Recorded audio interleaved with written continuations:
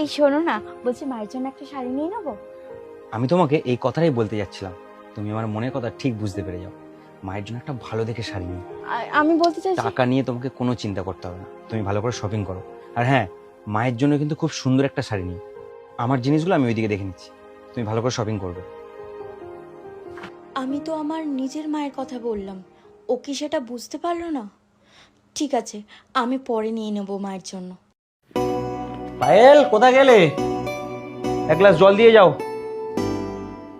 এই নাও তোমার জল, তুমি ফ্রেশ হয়ে নাও, আমি তোমার জন্য খাবার বানাচ্ছি।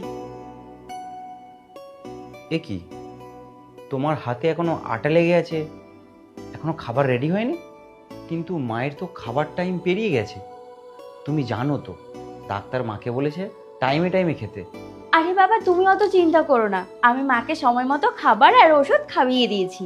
মা হয়তো এতক্ষণে ঘুমিয়ে পড়েছে।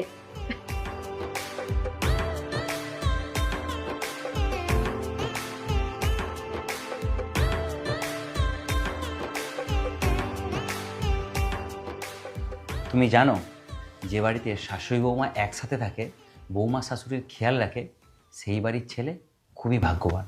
আর সেই ছেলেটা হলো আমি। আমি খুব খুশি তুমি মায়ের এত খেয়াল রাখো, আর তার সাথে আমারও। অত জ্ঞান দিতে হবে না, তুমি ফ্রেশ হয়ে নাও, আমি তোমার জন্য খাবার রেডি করছি।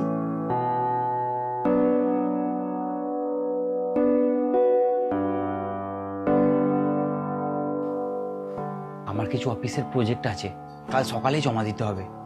তো আমি কি করব? এখন যে প্রজেক্টটা করছো সেটা মন দিয়ে করো।